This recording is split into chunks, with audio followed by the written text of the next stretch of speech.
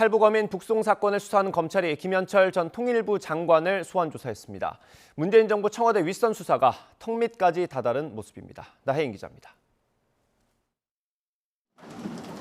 김현철 전 통일부 장관이 피고발인 신분으로 비공개 검찰 조사를 받았습니다. 김 전 장관은 2019년 11월 직권을 남용해 귀순하겠다는 탈북어민 2명을 강제 북송한 혐의로 시민단체와 국민의힘 등에서 고발됐습니다. 검찰이 이번 사건으로 문재인 정부 장관급 인사를 소환한 건 처음입니다. 김 전 장관은 당시 남으로 내려온 어민들이 동료 선원 16명을 살해한 흉악범이라는 점을 강조하며 북송은 정당했다고 주장하고 있습니다.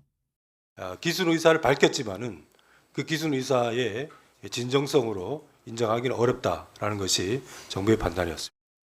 하지만 검찰은 귀순 목적과 귀순 의사는 구별해야 한다며 의도가 불순해도 헌법상 우리 국민인 북한 주민을 강제로 돌려보낸 건 불법이라고 보고 있습니다.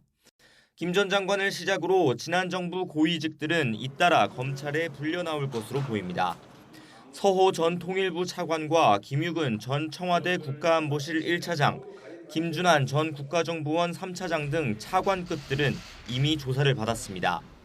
이들의 윗선인 서훈 전 국정원장과 정의용 전 국가안보실장, 노영민 전 대통령 비서실장 등의 소환도 임박했다는 관측이 나옵니다.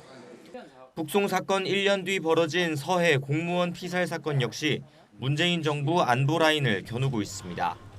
당시 국정원, 군, 해경이 청와대 뜻에 따라 피살 공무원이 월북하려 했다는 결론을 정해두고 관련 정보를 취사 선택했다는 의혹입니다.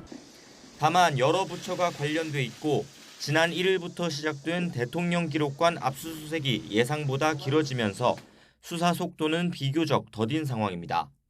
박지원 당시 국정원장과 서욱 전 국방부 장관 등 핵심 피고발인 조사도 상대적으로 다소 늦어질 것으로 보입니다. 탈북어민 북송을 앞두고 관련 기관들의 합동조사를 조기 종료시킨 혐의로 고발된 서훈 전 국정원장은 서해 피살 사건에도 당시 청와대 안보실장으로서 연루돼 있습니다. YTN 나힌입니다.